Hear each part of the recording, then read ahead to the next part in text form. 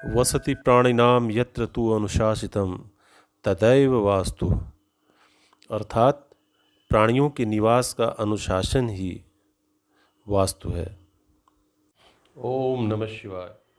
मैं पंडित अनूप मिश्रा आपका स्वागत करता हूं ज्योस्तु द लाइफ मंत्रा में। दर्शकों, वास्तु के पिछले वीडियोस में हमने जाना वास्तु के उद्भव के बारे में, वास्तु में दिशाओं का योगदान और दिशाओं के देवताओं के बारे में हमने जाना। उसके बाद हमने जाना वास्तु में पंच तत्वों का महत्व तथा वास्तु में उनका स्थान और ग्रहों के स्थान के बारे में भी जाना। उसके बाद हमने वीडियो में देखा कैसे आप जान सकते हैं कि ये भूमि कैसी है और उसकी जांच स्वयं कैसे करें, ये हमने देखा। और उसके बाद हमने भूखंडों के आकार प्रकार के बारे में भी जाना। दर्शकों, यदि हमारे वीडियोज़ को आप क्रम से देख रहे हैं तो वास्तु के बारे में आप संपूर्ण ज्ञान प्राप्त कर सकते हैं। दर्शकों, आगे हम जानेंगे वास्तु के एक मुख्य अध्याय के बारे में, यानी मुख्य द्वार के बारे में। दर्शकों, मुख्य द्वार के लिए हम सभी 8 दिशाओं में आपको बताएंगे कि किस दिशा में कौन सा द्वार होता है और उनका क्या महत्व होता है। 2 दिशाओं के बारे में हम अभी बात नहीं करेंगे क्योंकि वो मुख्य द्वार के लिए उपयोगी नहीं होती हैं। ये दिशाएं हैं ऊर्ध्व दिशा, जिसमें हम छत के दरवाज़ों के बारे में बात करते हैं, तथा अधो दिशा में हम तहखानों की बात करते हैं। इसलिए हम इन 2 दिशाओं की बात मुख्य द्वार में नहीं करते हैं।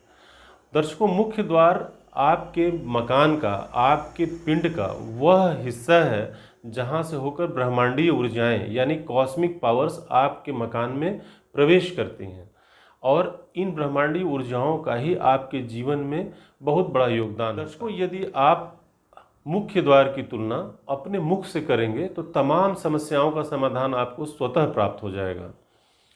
आप अपने मुख से जीवनोपयोगी वस्तुएं ग्रहण करते हैं, जैसे कि श्वास लेते हैं, भोजन ग्रहण करते हैं, आँखों से आप पूरी दुनिया को देखते हैं। यही स्थिति वास्तु में मुख्य द्वार की है। दर्शकों, आज ये वीडियो थोड़ा लंबा अवश्य बनेगा, लेकिन मैं आग्रह करता हूँ इस वीडियो को आप अंत तक देखें। मुख्य द्वार से संबंधित आपकी तमाम शंकाओं का समाधान हम करेंगे और साथ में कुछ ऐसी बातें भी बताएंगे जो अभी तक किसी भी वास्तुशास्त्री ने आपको नहीं बताई होगी। दर्शकों, सभी दिशाओं में मुख्य द्वारों को समझने के लिए आपका भूखंड चाहे भी जिस आकार प्रकार का हो, इसकी चारों भुजाओं को आप 9 बराबर भागों में बांट लें। जैसे पूर्व दिशा में 9 भाग, दक्षिण दिशा में 9 भाग, पश्चिम दिशा में 9 भाग और उत्तर दिशा में 9 भाग। ये चारों भुजाओं को आप इस तरीके से 9 भागों में विभाजित कर लें। इन्हें हम शास्त्रों में पद के नाम से जानते हैं। चूँकि किनारों के भाग किन्हीं भी 2 दिशाओं में समान होंगे, इसलिए कुल हमें 32 पद प्राप्त होते हैं मुख्य द्वार के लिए। आगे वीडियो में हम इन्हीं 32 पदों में मुख्य द्वारों के बारे में विवेचना करेंगे और आपकी शंकाओं का समाधान करेंगे। दर्शकों, 7 के चित्र में आप देखें, ये पूर्व दिशा के सभी 9 पदों के नाम लिखे हुए हैं। पहला पद है शिखी। यदि इस पद में आपके मकान का मुख्य द्वार बनता है या है तो आप ये पाएंगे कि आपके मकान में आगजनी की घटनाएं प्रायः होती हैं। घर के सदस्यों में एक बात बैठी होती है कि यहाँ पे आगजनी हो सकती है, कहीं भी आग लग सकता है। और अभी तक का जो मेरा अनुभव है कि प्रायः आप आगजनी की घटनाएं सुनते होंगे, तो उसमें 99% ऐसे ही मकान होते हैं जिनका मुख्य द्वार शिखी पद में होता है। दर्शकों, पूर्व दिशा का दूसरा पद है पर्जन्य। ये पद है, यदि इस पद में मुख्य द्वार बनता है तो घर में कन्याओं की अधिकता होती है, और यदि आपकी कुंडली में पंचमेश कमजोर स्थिति में है तो शायद पुत्र रत्न हो ही नहीं। दर्शकों, अब इसके बाद के पूर्व के 3 पद अत्यंत शुभ हैं, जिसमें पहला पद है जयंत। पूर्व दिशा का तीसरा पद है और शुभ पदों में पहला पद है जयंत द्वार। तो जयंत में यदि इस पद में आपके मकान का मुख्य द्वार है तो परिवार में धन धान्य की कोई भी कमी नहीं होगी। दर्शकों, पूर्व दिशा का अगला पद है इंद्र पद। जैसा कि नाम से विदित है, इंद्र देवताओं के राजा हैं, तो आपको राजसी सुख मिलेगा। यदि इस पद में आपका मुख्य द्वार है तो राज्य सत्ता से आपकी नज़दीकी बनी रहेगी और राज्य सत्ता से भी आपको धन लाभ होगा, और साथ में हर तरह की सुख संपन्नता आपके घर में होगी। दर्शकों, अगला पद है सूर्य पद। जो कि पूर्व का मध्य है। यहाँ शास्त्रकारों में थोड़ा मतभेद अवश्य है, लेकिन मेरा कहना है कि सूर्य का पद, सूर्य चूँकि प्रतिष्ठा और समृद्धि देने वाला है, तो यदि यहाँ पर आप मुख्य द्वार बनाते हैं तो निश्चित ही आपको प्रसिद्धि और संपन्नता दोनों प्राप्त होगी। हाँ, गृह स्वामी में थोड़ी क्रोध की अधिकता अवश्य देखी जाती है। दर्शकों, सूर्य पद के बाद अगला पद है सत्य पद। यदि आपके मकान में मुख्य द्वार इस पद में बनता है या है, तो जैसा कि नाम है सत्य पद, लेकिन इसके सर्वथा विपरीत आप पाएंगे कि परिवार के सदस्यों में असत्य की प्रधानता हो जाती है, यानी एक दूसरे से भी असत्य बोलने की आदत सी पड़ जाती है।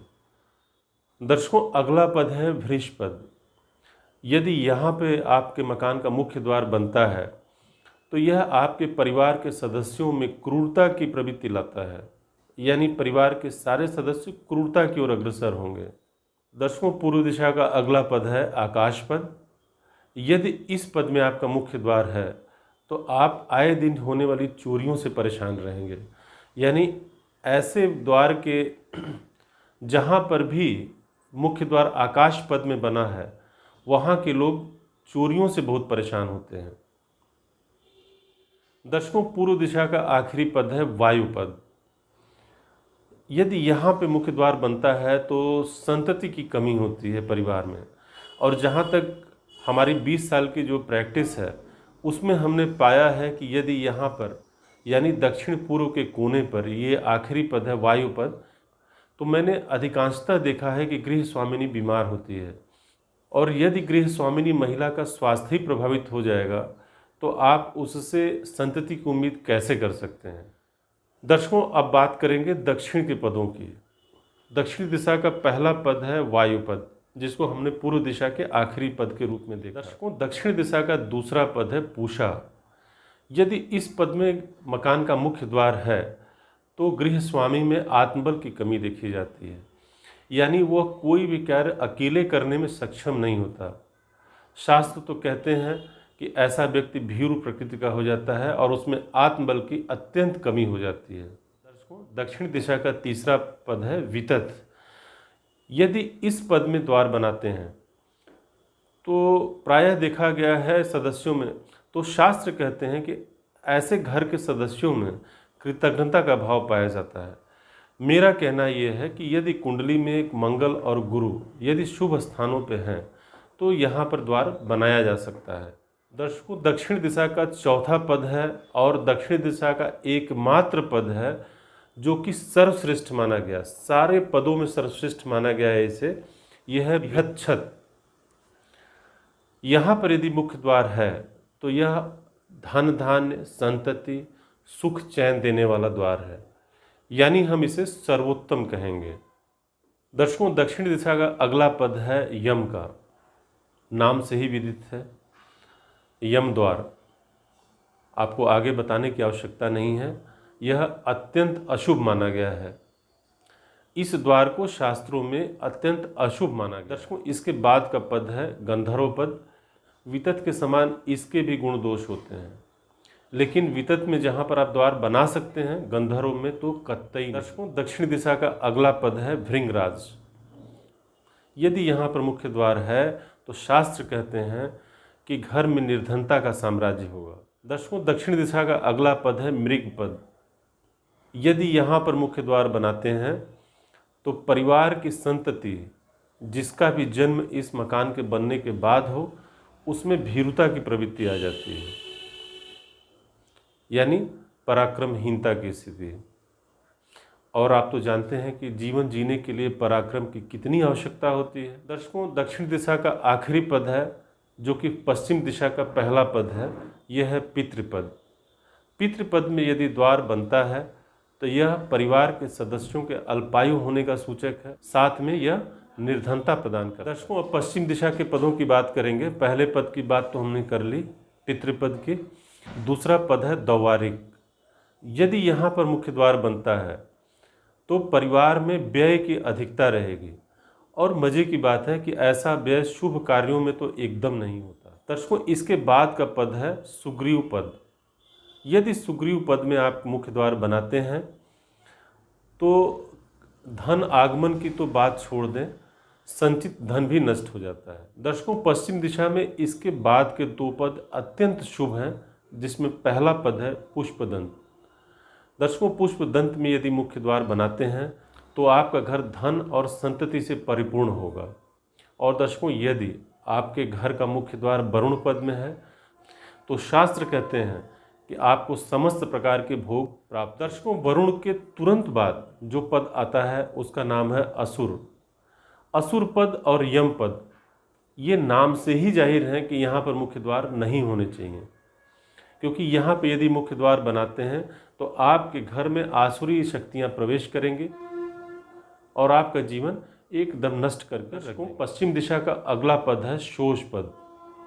शोष में यदि द्वार बनता है तो आपके घर में रोगों की अधिकता बनी रहेगी।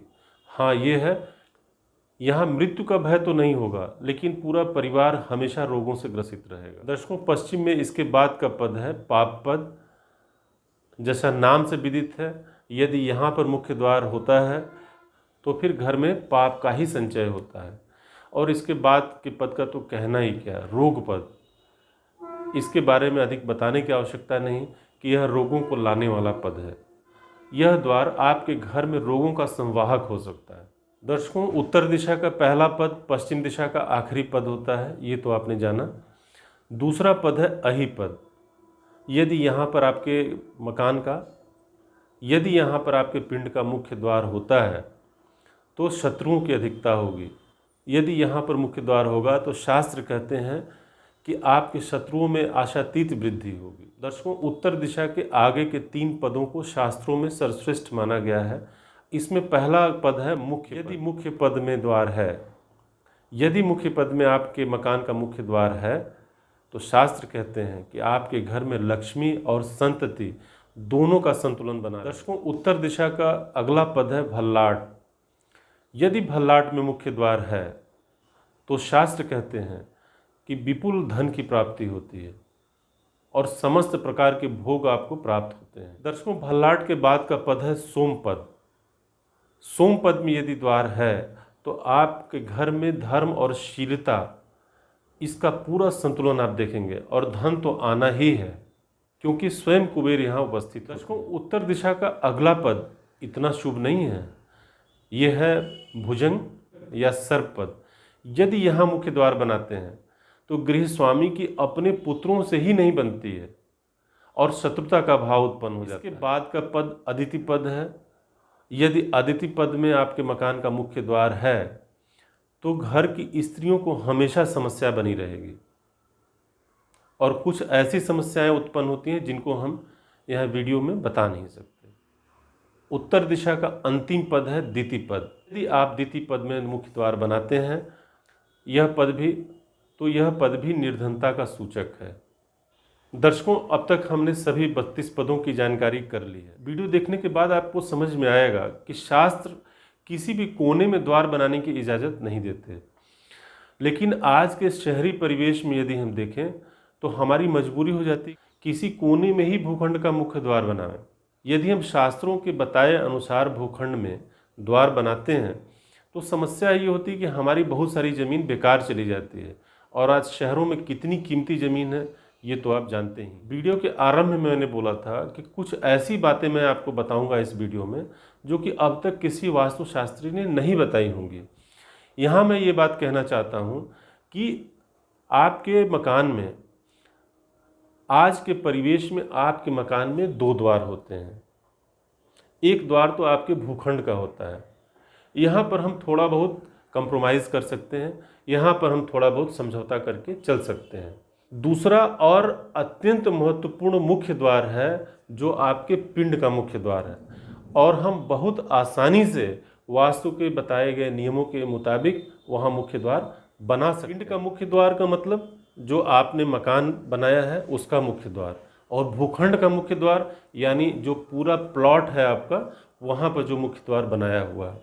तो महत्वपूर्ण वो मुख्य द्वार है जो आपके पिंड का मुख्य द्वार है। जैसे ही आप पिंड के बारे में सोचना शुरू करते हैं या अपने निर्मित मकान के बारे में सोचना शुरू करते हैं तो वास्तु के नियमों का पालन आपके लिए बहुत आसान हो जाता है। दर्शकों, यूँ तो हमें भूखंड के मुख्य द्वार को भी वास्तु के अनुरूप बनाने का पूरा प्रयास अवश्य करना चाहिए, लेकिन यदि उसमें कोई कमी रह जाती है तो एकदम न घबराएं। अपने पिंड के मुख्य द्वार को आप शुद्ध रखने की कोशिश करें। शास्त्र यहाँ एक बात और कहते हैं, जो आपके पिंड का मुख्य द्वार है, जो कि आप जनरली लकड़ी का बनाते हैं, यह अन्य द्वारों से बड़ा, यानी लंबाई भी इसकी कुछ अधिक होनी चाहिए और चौड़ाई भी कुछ अधिक होनी चाहिए। और मुख्य द्वार की सीध में अंदर के 2 द्वार भी ना आवें, इसका भी आप पूरा ध्यान रखें। दर्शकों, हमें पूरा विश्वास है कि इस वीडियो को देखने के बाद आपके मन में मुख्य द्वार से संबंधित सारी शंकाओं का समाधान हो गया होगा। लेकिन फिर भी यदि कुछ शंकाएं हैं तो प्लीज़ आप कमेंट बॉक्स में लिखें, हम उसका उत्तर अवश्य देंगे। दर्शकों, यदि ये वीडियो आपको पसंद आया है तो आप अपने मित्रों को इसे ज़रूर शेयर करें और हमारे चैनल को सब्सक्राइब करें और इस वीडियो को लाइक करें। धन्यवाद।